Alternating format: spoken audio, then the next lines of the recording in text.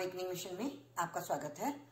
Friends, आज का हमारा विषय है, यदि कोई हॉस्पिटल और डॉक्टर नेग्लिजेंट पाया जाता है किंतु इंश्योरेंस कंपनी उनको इंडेमनिफाई करने से मना कर देती है फॉर एनी रीजन, तो कंज्यूमर के ऑर्डर का क्या होगा और उसकी फेट क्या होगी। तो आइए हम आपसे एक केस के बारे में डिस्कशन करते हैं। ये केस है messrs Sheikh ML Vadhuwala eye hospital versus oriental insurance company limited and others. Supreme court ने इस केस में जजमेंट दिया है 11 दिसंबर 2021 को। इसमें नेशनल कमीशन के ऑर्डर के अगेंस्ट अपील फाइल की गई थी। नेशनल कमीशन का ऑर्डर था 26 फरवरी 2014 का, जिसके अगेंस्ट हॉस्पिटल ने अपील फाइल की थी। और उसके फैक्ट्स क्या थे? फैक्ट्स ये थे कि 21 और 23 जून 2002 को हॉस्पिटल में एक कैंप कंडक्ट किया गया था जिसमें कैटरैक्ट की सर्जरीज हुई थी और इसमें 112 पेशेंट्स थे। हॉस्पिटल की नेग्लिजेंस की वजह से उसमें इक्विपमेंट स्टरलाइज्ड नहीं थे, स्टाफ क्वालिफाइड नहीं था और इंफीरियर क्वालिटी का लेंसेज लगाए थे और आईज में इन्फेक्शन हो गया था, जिसकी वजह से पेशेंट्स ने अपनी आईसाइट लॉस कर दी। तो इसके अगेंस्ट स्टेट गवर्नमेंट ने इंक्वायरी की, कमेटी बिठाई। इंक्वायरी करने पे ये पाया गया कि हॉस्पिटल वाज नेग्लिजेंट। उनकी आईसाइट जाने का कारण, नेग्लिजेंस का कारण ऑपरेशन थिएटर असिस्टेंट क्वालिफाइड नहीं थे, प्रॉपर स्टेरिलाइजेशन इक्विपमेंट्स नहीं थे, बैक्टीरिया था ओटीपी में और ऑपरेशन थिएटर में, और सीरियस लैप्सेस थे।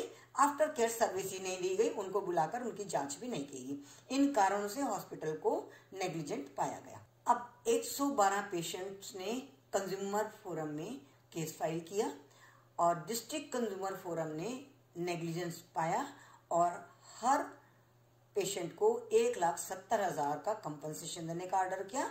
साथ में कॉस्ट ऑफ लिटिगेशन आदि का भी ऑर्डर था।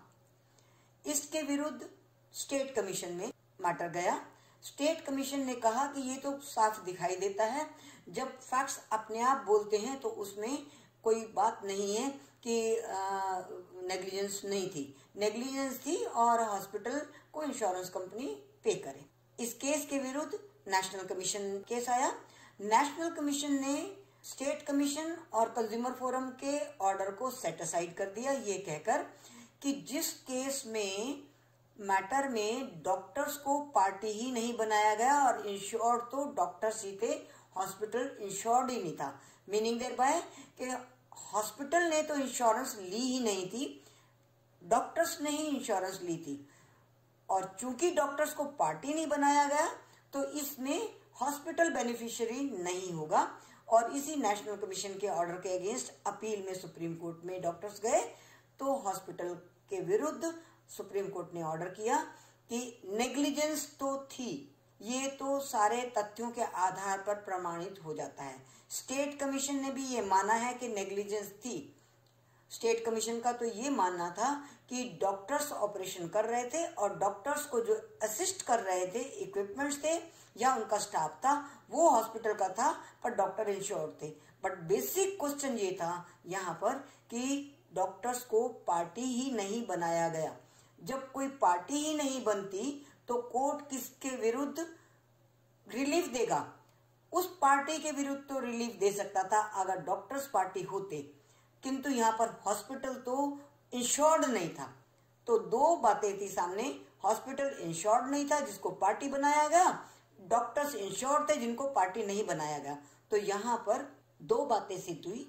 पहला, नेग्लिजेंस प्रूव्ड थी, किंतु इंश्योरेंस कंपनी को पे हॉस्पिटल को करना है, इस बात पर कोर्ट एग्री नहीं किया। तो विद द रिजल्ट नेग्लिजेंस अगर प्रूव्ड है तो जो भी पार्टी बनी है उसको अपने आप से पैसा सारा भरना पड़ेगा। तो इस केस में भी हॉस्पिटल को, पेशेंट्स को पैसा देना है, ये लीगल पोजीशन है, चाहे उनको इंश्योरेंस से मिले या ना मिले। कंप्लेनेंट्स के लिए, कंज्यूमर्स के लिए जो नेग्लिजेंट है वो सामने वाला व्यक्ति या डॉक्टर है या हॉस्पिटल है। यहाँ पर हॉस्पिटल नेग्लिजेंट है, अब उन्होंने अपना इंश्योरेंस नहीं लिया तो ये उनकी रिस्पॉन्सिबिलिटी है। तो यहाँ पर हॉस्पिटल को पे करना पड़ेगा, कंप्लेनेंट को कोई लॉस नहीं होगा। तो thank you very much friends.